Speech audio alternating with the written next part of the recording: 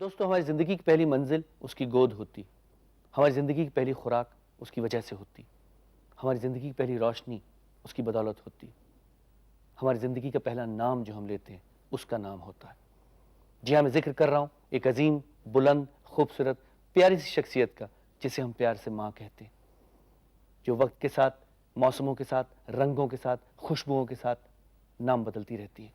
कभी बीवी है, कभी बहन है, कभी बहू है, कभी बेटी है।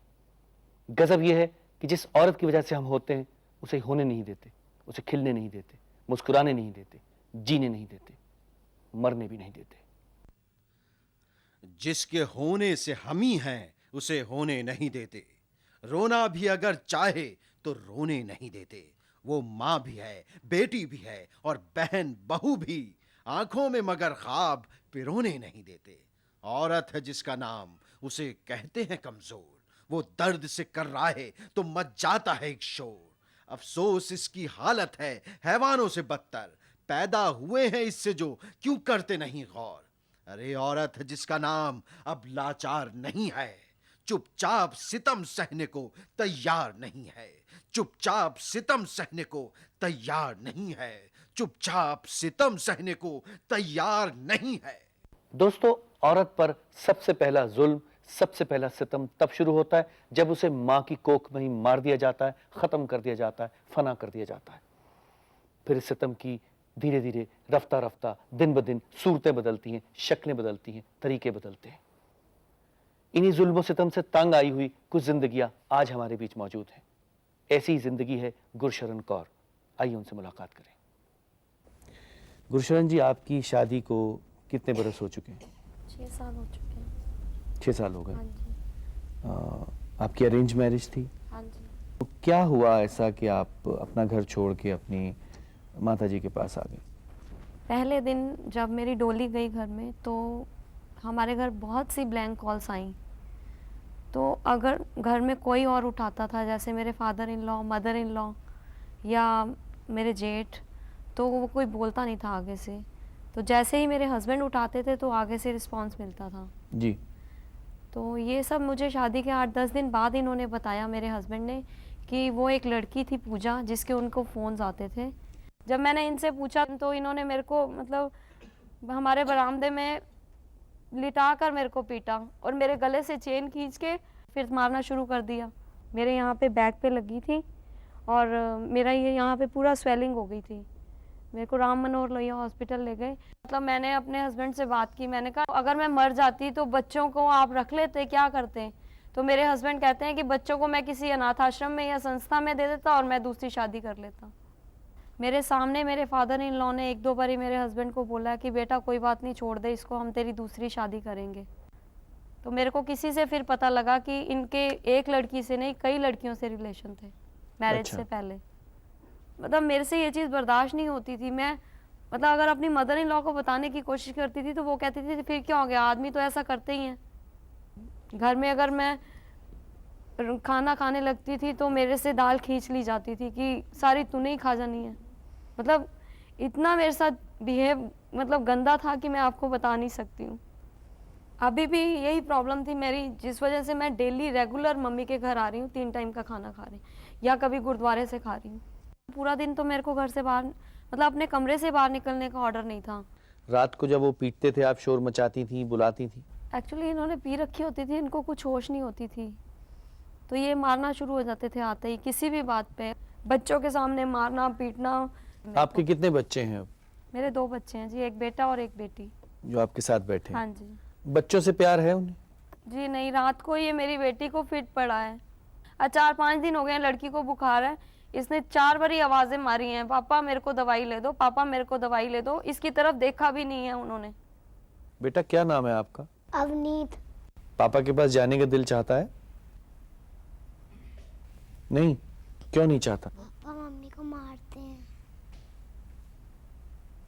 आपको बुरा लगता है? आपने देखा मारते हुए? पापा अच्छे नहीं लगते आपको? मम्मी अच्छी लगती है? पापा बुलाएंगे तो जाएंगे उनके पास? नहीं जाएंगे?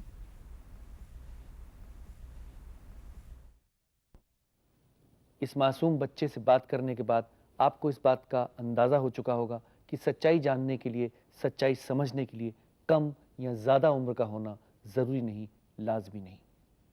दोस्तों, हमारे बीच जॉइंट वुमेन प्रोग्राम की ललिता जी बैठी। आइए इनसे मुलाकात करें और पूछें कि आखिर ऐसे बदनसीब लोगों के लिए आप क्या कर रही हैं। हमारे पास जब महिला आई है कंप्लेंट लेके, तो महिला के सुनने के बाद हम कोशिश करते हैं उनका ससुराल वालों को भी मिलने के लिए।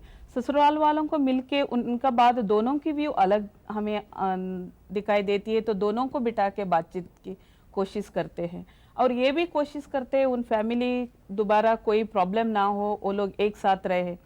नहीं होता है तब तो हम लोग रेफ़र करके उसको एक ही राष्ट्रीय महिला आयोग में भेजते हैं, या कोई कानूनी सलाह देने की ज़रूरत है तो वकील के पास भेजते हैं।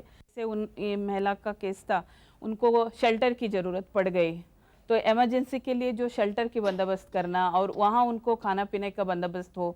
ललिता जी, जैसे अभी इस बच्ची ने बताया कि ये भी कितनी मजबूर है, बहुत बेबस है, तो इन बच्चों के लिए भी कुछ प्रोग्राम है आपके पास? हाँ जी, बच्चों के लिए हम लोग जहाँ भी कार्यक्रम चलाते हैं, जो गांव में हो या बस्तियों में हो, शहर में कहीं भी, तो जहाँ भी स्कूल की बच्चों के लिए ज़रूरत है और बच्चों के लिए पढ़ाना चाह रहे हैं, उनको पढ़ाना ज़रूरी है आज का दिन में, तो उसके लिए हम बंदोबस्त करते हैं, कोशिश करते हैं फंड रेज करके उस बच्चे की फ़ीस दे पाए। और कुछ बच्चों को हम रेसिडेंटल स्कूल में भी एडमिशन दिलाते हैं और कम से कम फ़ीस उधर लगे बच्चों के लिए, और जो वो फीस हम चंदा उठा के दे पाए, ये भी हम कोशिश करते हैं। जी हाँ जी, थैंक यू।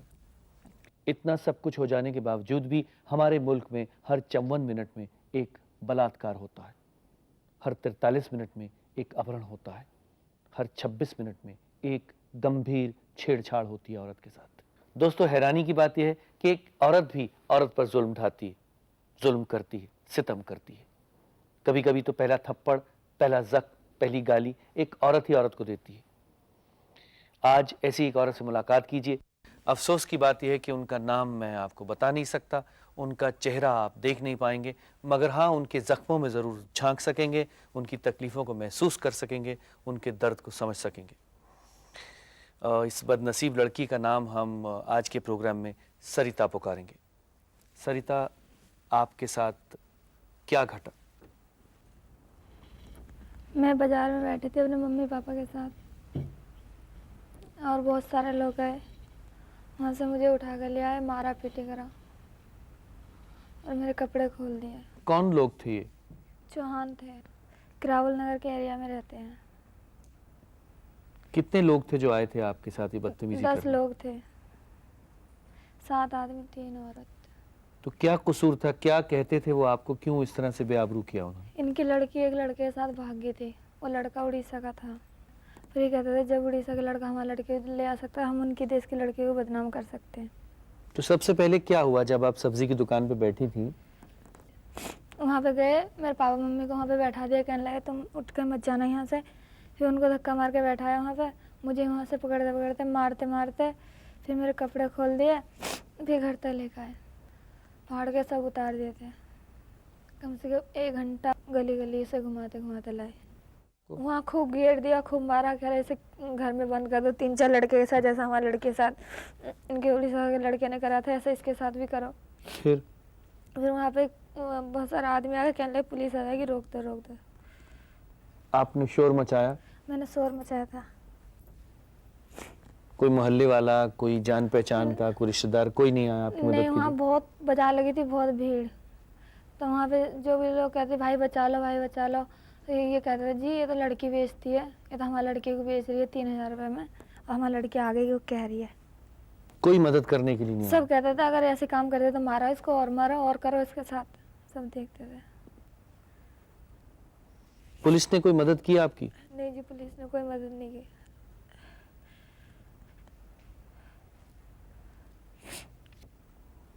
उसके बाद ये भी पता चला कि जब आप पुलिस में गई, हाँ जी। तो फिर पुलिस वालों ने भी आपको बाजार में घुमाया?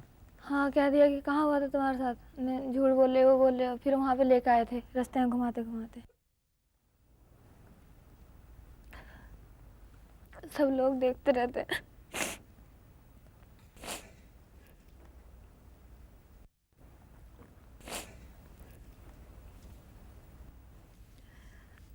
आप चाहती हैं वो जगह छोड़ के चले जाना?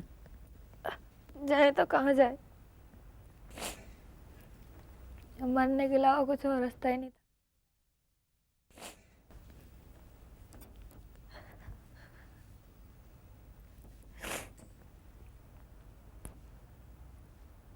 कोई कसूर था आपका जो इतना बड़ा जुल्म हुआ आप पर? नहीं जी,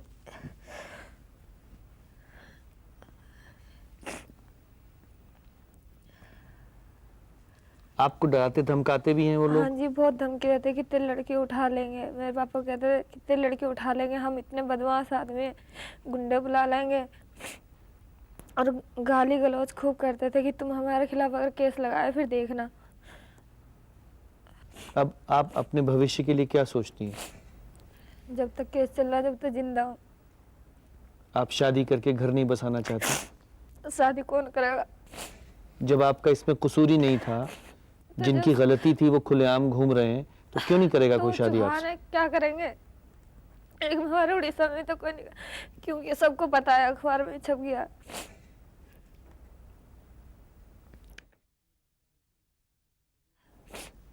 मुझे ये लगता है कि आपको बिल्कुल नहीं रोना चाहिए। आपकी शादी ज़रूर होगी, कोई ना कोई ऐसा शख्स ज़रूर मिलेगा जो आपके गम, आपकी तकलीफ़ों को समझेगा। शादी करके भी क्या फायदा है जब आगे मुझे कोई घर से निकाल देगा फिर। आपके ये आंसू, आपके जो बेगुनाह आंसू हैं, ये बेकार नहीं जाएंगे, याद रखिएगा।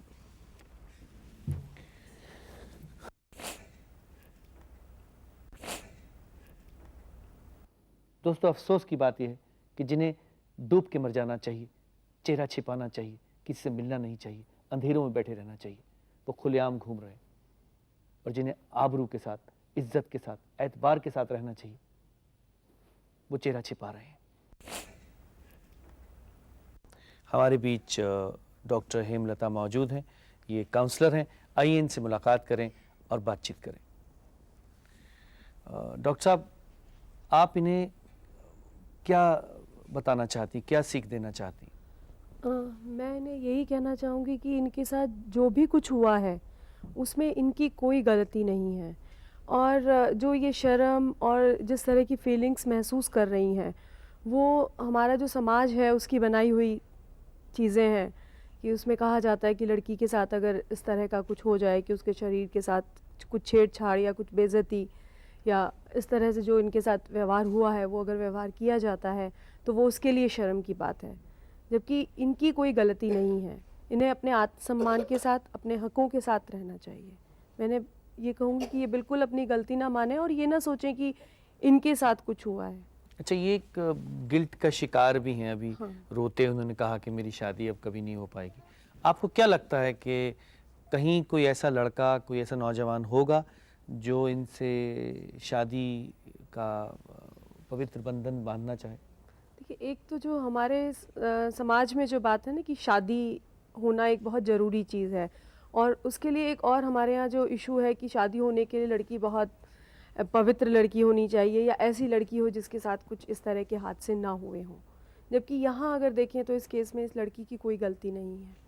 और रही शादी की बात, तो कोई भी अगर नौजवान है जिसके अंदर आत्मविश्वास है, जो अपने आप को, अपने ऊपर जिसको भरोसा है, और वो इनको एक आदमी की तरह, एक अच्छे इंसान की तरह एक प्यार दे सकता है। अब आप समझ सकती हैं कि जब ये सड़क पर जाती होंगी या अपने मोहल्ले से गुजरती होंगी तो लोग उंगलियां उठाते होंगे, ताने कसते होंगे, इन्हें देखते होंगे, घूरते होंगे। तो ऐसी स्थिति में जो इनकी मनस्थिति है वो जाहिर है कि डगमगा जाती होगी, ये घबरा जाती होंगी। तो क्या आप इन्हें बताना चाहती हैं, किस तरह से खुद को कंट्रोल करें, संभालें अपने को? क्या क्या कहना चाहती हैं आप? देखिए, जब भी कुछ इस तरह की घटना होती है तो समाज जो है हमारा, वो हमेशा उंगलियां उठाने के लिए हमेशा आ जाता है, या आपने गलत किया है वो करने के लिए। जब इनके साथ वो घटना हो रही थी, जब इनको बेइज्जत किया जा रहा था, तब वही समाज था जिसने इनको नहीं बचाया। इनके साथ जो हुआ है इनकी गलती नहीं थी, इनके अधिकारों का उल्लंघन हुआ है, और गलती उनकी है जिन्होंने इनके साथ ऐसा किया है, और ये उनकी खुद की इनसिक्योरिटी थी जिसकी वजह से उन्होंने इनके साथ ये सुलझाया। अच्छा, जैसे इन्हें अभी पुलिस की मदद तो नहीं मिली, लेकिन कानून का सहारा इन्होंने लिया है, तो क्या काउंसलिंग का सहारा भी इन्हें, सख्त उस सहारे की ज़रूरत है? इनको मेरे ख्याल से काउंसलिंग की बहुत सख्त ज़रूरत है, क्योंकि इनका जो आत्मविश्वास है वो बहुत ज़्यादा डगमगा चुका है और इनको ये ज़रूरत है कि इनको कोई ऐसा मिले जो पहले इनको ये समझाए कि जो इनके साथ हुआ है वो इनकी कोई गलती नहीं है और इनको उस स्तर तक ला सके और ये ना सोचे कि मैं किसी के लायक नहीं रही या मेरे साथ जो भी कुछ हुआ है मैं बेचारी हूँ। ये बेचारी नहीं है। बहुत बहुत शुक्रिया। आइए मुलाकात करें एक ऐसी ज़िंदगी से जिसे मौत का कफन उड़ा दिया गया है। आइए मुलाकात करें एक ऐसी ज़िंदगी से जिसे जीते जी मार दिया गया है। आइए मुलाकात करें एक ऐसी ज़िंदगी से जिसे बर्बाद कर दिया गया है। आइए मुलाकात करें एक बेबस, बेकस, बेसहारा औरत से। गज़ब यह है कि वो इस हालात में नहीं कि यहाँ स्टूडियो आ सकें, इसलिए हम उनके घर उनसे बात करने जा रहे हैं। फूलवती जी, आपके साथ ये हादसा कब पेश आया? मैं सब्जी मंडी में गई थी सब्जी लेने के लिए। मैंने अपनी फ्रेंड को चुन्नी दी हुई थी। मैं उसके घर जा रही थी चुन्नी लेने के लिए। रास्ते में एक राजू नाम का लड़का था, वो मिल गया। मुझसे कहता 1 मिनट मेरी बात सुन। मैं आने लगी, उसने मेरा हाथ पकड़ के खींचा और मुंह पे डाल के भाग गया। क्या डाला मुंह पे? मुझे तो जलन हुई, तब डॉक्टर वगैरह ने बताया कि एसिड डाला है। तेजाब डाला? तेजाब। वो शख्स जिसने ये जालिमाना हरकत की है, वो क्या चाहता था आपसे? वो ये कहता था कि वो मुझे लाइक करता है। उल्टा सीधा बोलता था, दोस्ती करने को कहता था, चलने को कहता था। आपने उस वक्त कुछ शोर मचाया, किसी से अपने बचाव के लिए कहा या क्या किया आपने? वो तो डाल के भाग गया। मेरा जब मुंह जल रहा था तो मैं तो पानी मांगूंगी ना जी। ये मैं उसको कहाँ ढूंढूंगी। इस हादसे के बाद कैसे आप घर पहुंची?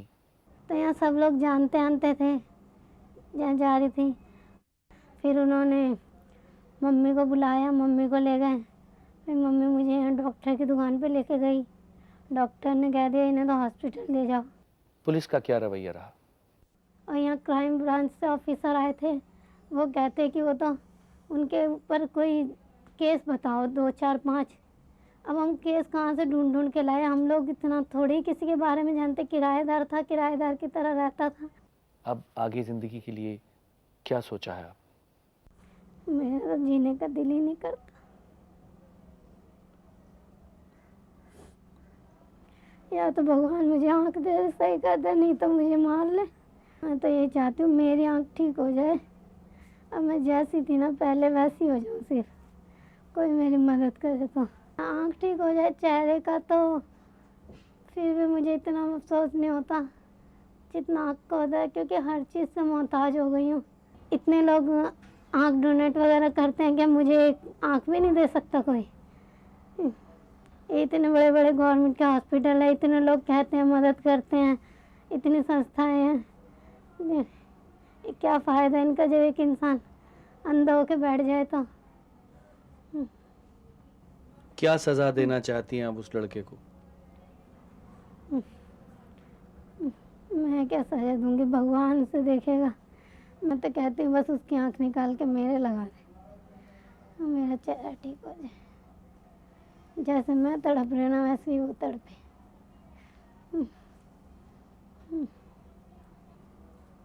आप लोग मेरी कुछ मदद करेंगे? फूलवती जी, दस्तक की जानिब से जो भी मदद हम आपकी कर सकेंगे ज़रूर करेंगे। दोस्तों, इन आंखों में अब कभी भी मोहब्बत का काजल नहीं होगा, इन हाथों में खनकती चूड़ियां नहीं होंगी, इस मांग में सुहाग का सिंदूर नहीं होगा, इस जिस्म पर सुर्ख जोड़ा नहीं होगा। कुछ भी नहीं होगा और शायद बहुत कुछ होगा। तो आइए मुलाकात करें मिसेस सिंह से, जो हाई कोर्ट में एडवोकेट हैं और अपनी मुश्किल आसान करने की कोशिश करें। मिसेस सिंह, अभी आपने ये देखा होगा तो फूलवती जी को, तो आपको क्या लगता है कि इस तरह के जो गुनहगार हैं क्या वो कानून की गिरफ्त से में आ जाते हैं? बिल्कुल गिरफ्त में आना चाहिए और इनको जस्टिस भी ज़रूर मिलेगा। ऐसा नहीं है कि अगर कोई किसी के ऊपर एसिड फेंक दे उसका तो सीक एंड क्लेम कंपनसेशन भी ले सकती है उनसे, उसके परिवार वालों से। ऐसा नहीं है कि अगर वो जाएगा, हमारे कानून में ऐसे प्रावधान हैं कि अगर वो लड़का ऑफेंडर है उसके माता पिता की जो संपत्ति है उसको अटैच कराया जा सकता है।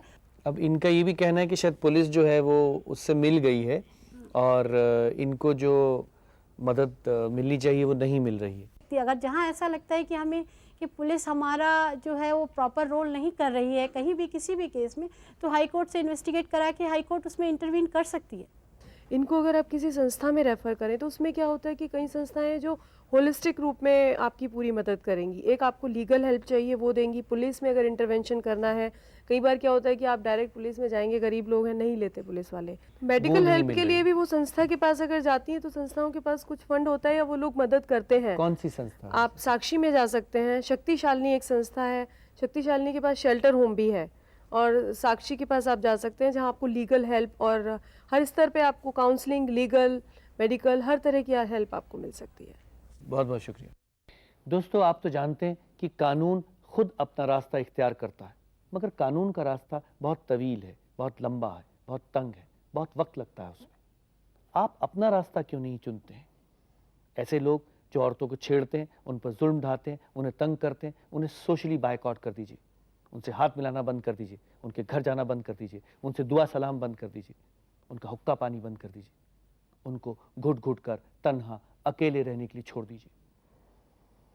हमें उम्मीद है कि हम अपने इस मुहिम में कामयाब होंगे, अपने इस मूवमेंट में, अपने इस आंदोलन में कामयाब होंगे, हमें उम्मीद है।